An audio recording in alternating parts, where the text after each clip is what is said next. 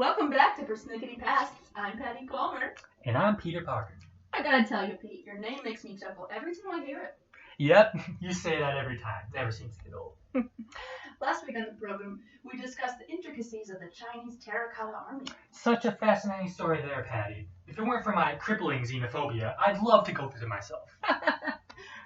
Today we move into Northern Asia, and we'll be discussing the imperial trajectory of the Russian Empire. Makes me cold just thinking about all that snow up there. Ha, you betcha, Patty. Now, let's talk about Russia. If there's one thing all lovers of history should remember, it's that civilizations or empires had interactions with other cultures. Russia's beginnings, and arguably its destiny, can be traced back to a mix of cultures. Mine's me and my family reunions. Ha ha ha ha. Ha, just kidding. But seriously, earlier emergence of Russia is traditionally traced to the year 862 AD. That's when the Varangians were invited to rule over the Slavs. I'm sure I read that in the primary chronicle in grad school. Yes, I think I read that in high school myself. But it was such a wonderful collection of religious, cultural, legal, and historical material from the early 9th and 12th centuries. The early version was said to have been written in Kiev. Interestingly enough, the Varangians settled in the district of Novgorod, and this became known as Rus. This explains how Russia got its name. They settled in Kiev, and this became the first major city. You know what I love about the Russians? I can't imagine. I really gotta tell you, they really embody that Byzantine spirit. Well, you know, the Byzantines just took it from Rome. Exactly. Russia was the third Rome. Orthodoxy lives on, and I gotta tell you, I'm ever so thankful for that. I don't know what I would do without my quilting pals at church. Care to elaborate on that? Not about Penelope and Penny in your quilting club. I mean about Russia being the third Rome. The Russia's leader from 980 to 1015 was a man by the name of Vladimir. Not trying to be anti-Semitic here, it's just historical facts, but Vladimir really hated those Jews. And he liked his alcohol a little too much before days long. Can't say I blame him. Vladimir really liked Christianity and welcomed Byzantine clergy who baptized the people of Kiev in 988. Don't know about the Byzantines? Well, you're not the only one. That's neither here nor there. This is about Russia, gosh darn it, Patty. If you bring up the Byzantines one more time, I'm shredding your contract and hiring Peter from accounting as our new co-host. Else he knows his place. Like I was saying, Russian Christianity brought in the construction of new churches and a distinctive icon painting style. This really wasn't enough to sustain the empire, however, as those pesky Mongol hordes nomaded their way in. Nice play on words there, Patty. Those Mongols were pesky. They conquered Kiev and ushered in a new era in Russian history.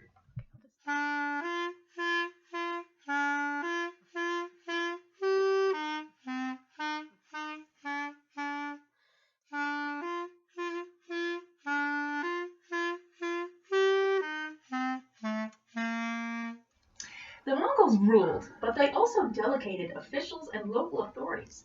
Local Russian princes collected taxes for the Mongols and competed with one another to gain Mongol favor. Mongols would award some princes with livestock, furs, silvers, and even slaves. Those lucky ducks. I don't think the Mongols gave the princes ducks there, Pete. This pattern went on for several centuries until the Mongol force died down and the princes began to gain more power. This is how the Russians began calling their sovereign a czar.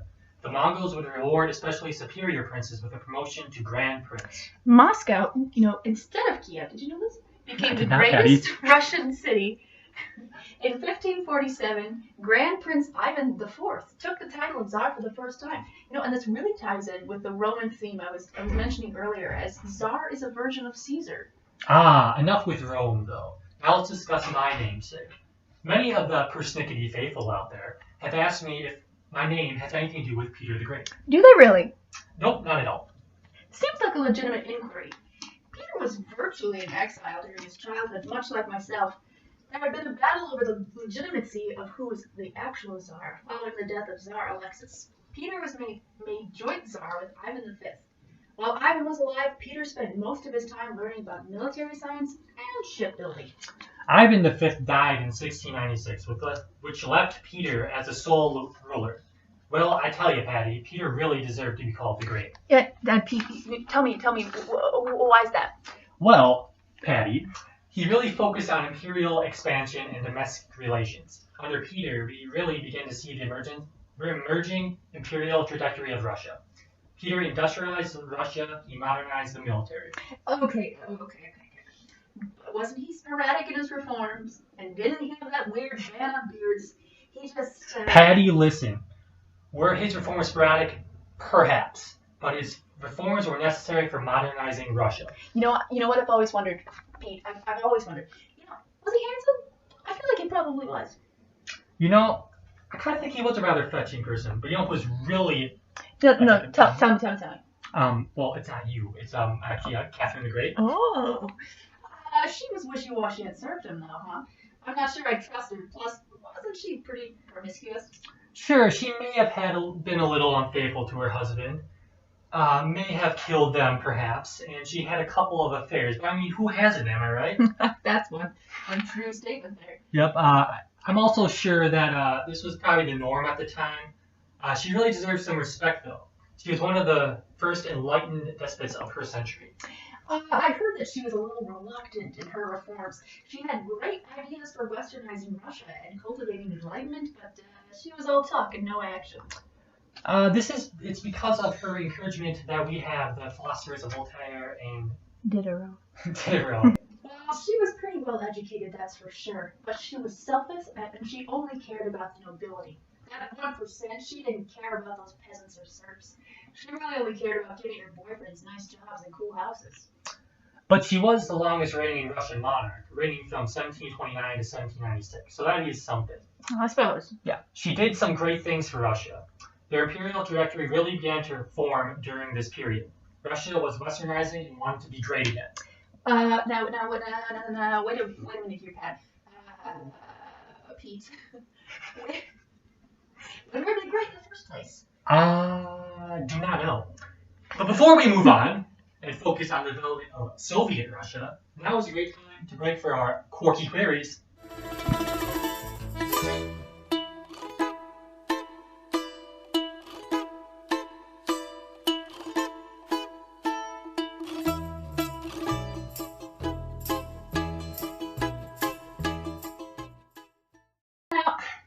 Love that music in the little intro. Isn't it great, Patty? I just love it.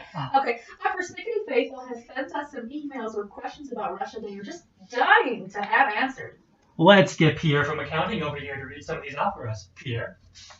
Love the show. My boyfriend of 30 years and I just love tuning in and learning so much about history.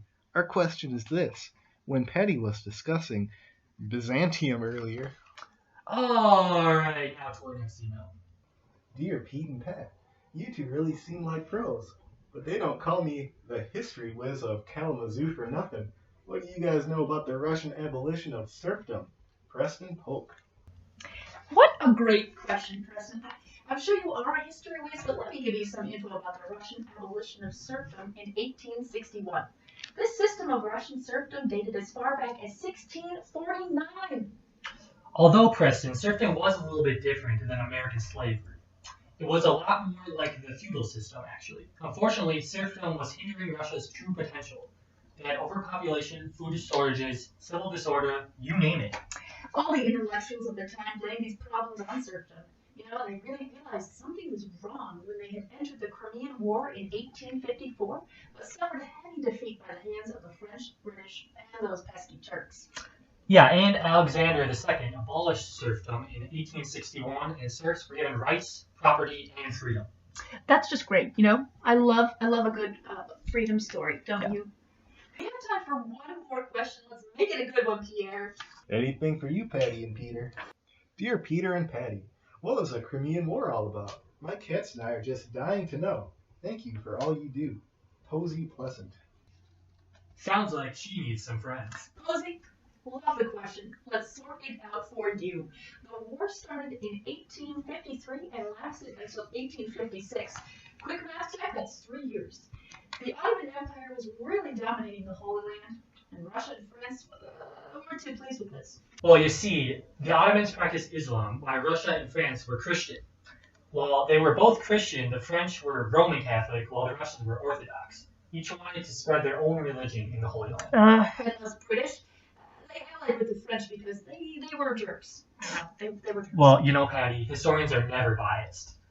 They presumably sided with the French to stop Russia from gaining more territory. Nicholas the First, he was a Russian emperor, now, correct me if these dates are wrong, 1825 until 1855? That's correct. Okay. Really believed in the strength of the Russians, but they suffered defeat. And this affected their entire... and this affected the serfdom issue we clarified for question. Thanks so much for your questions, Persnickety Faithful, and special thanks to you, Pierre. Yup. Before the close of our program, we need to discuss the later imperial trajectory of Russia under Soviet rule. Pete, I gotta tell you, this just gives me the heebie-jeebies. I know what you mean, Patty. Those Soviets. Well, we're getting ahead of ourselves here. Between 1904 and 1905, the Russians fought the Japanese in the memorable Russo-Japanese War. Who won? You gotta tell me, I'm on the edge of my seat. Well, it wasn't the Russians for sure. This was a huge blow for them. You know, it's just so fascinating. As a historian and a lover of board games, when I play Risk with my family, Russia is able to easily dominate Japan. I guess that just wasn't the case here. No, it was not, Patty. And this caused some major issues for Russia going forward. You got political terrorism, peasant unrest, industrial strikes, and the bitter loss of war brought about a revolutionary situation in the early 20th century. Well, they were pretty quiet during World War I. They didn't really give it their all, if you ask me. While they might not have had a huge effect on the war definitely had a huge effect on them. Ever heard of the Bolshevik Revolution? Well, I sure have, but I don't know about our listeners there, Pete. Well, let me inform you, Patty. Oh, sounds great. In 1917, there was a provisional government after the overthrow of Tsar Nicholas II. The Bolsheviks, or liberals as they were sometimes called, were led by Lenin, and they overthrew the provisional government. My goodness, what a crowd! Sounds like one of those protests we see today, huh? History, it always comes full circle. Wasn't there something that happened in 1922? Something about a war, perhaps? Well, this was not just any war, Patty. This was a Russian civil war. Communism had been developing since the days of Trotsky and our old pal Lenin. This was a bitter fight for Russia.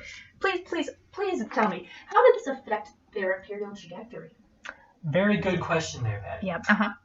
Yep, sure. Well, Russia under this new communist regime saw themselves as a powerful force. This was the beginning of the Union of Soviet Socialist Republics. Is this the same as the USSR?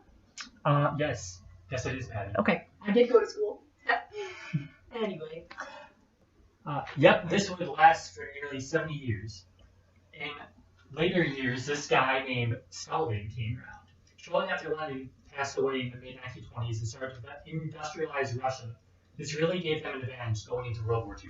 My goodness, those poor Russians. The poor world. Yeah, because Russia was really growing strong. This industrialization was key. It was pivotal. Stalin allied with Hitler during World War II, but Hitler was greedy. He wanted more. That's right, Pat. He started moving eastwards, and Stalin didn't like that one bit. You know what this reminds me of? It's kind of like when my best friend Jennifer from grade school, she completely betrayed my trust and stole my precious four-leaf clover during recess. Yep, sounds exactly like that. Mm-hmm. After this deception, Russia flipped sides and ended up fighting Germany. A broken friendship, to say the least. Mm-hmm. They lost 8.6 million combatants and 17 million civilians during the course of the war. This really hurt their trajectory going forward. So tell me, the Russians became nice, right? I mean, wouldn't you think their imperial trajectory wasn't about conquering anymore? You need to read more. After the war ended, Russia began to flex its communist muscles and wanted to spread communism globally. You know, I have read a few books, Peter, and let me tell you all something. This really brought about the beginnings of that Cold War. It has nothing to do with being chilly, as I once thought. It's about nuclear weaponry. You don't say. Uh-huh. No, of course, all of our Persnickety faithful were already aware of that, Patty. Okay. They may not have been aware of the Cuban Missile Crisis, though. This was really the closest they ever came to being the hot war. Get it? You're trying too hard there. The Americans deployed missiles in Turkey and Italy, but those pesky Russians, trying to show off, presumably, had a deal with Cuba. They sent some missiles down there to scare those Americans. Ultimately, this led to the most boring war in human history. It was kind of like a lot of talk between the Russians and the Americans and the Cubans, but, not a lot of bloodshed happened. They just worked everything out with words. How boring. This continued for decades until the Berlin Wall fell in 1989. Patty, that's in Germany. Didn't it last until 1991? You know what? Actually, Pete, Some scholars disagree. Many say that the destruction of the Berlin Wall, after the destruction, people fled towards the west. There were protests, and the Russian trajectory just really derailed. Uh-oh, Patty. You hear that sound? Well, I guess that's a signal for us to end. Thanks so much for tuning in today, folks. Yep. And please join us next time when we will discuss the Pocketok and Mayan human sacrifice. Goodbye!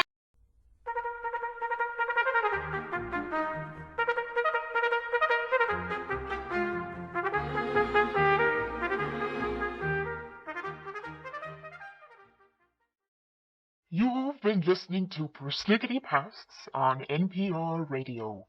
To donate money, please call our number 1-800-225-6489 or visit our website npr.org and support your local arts.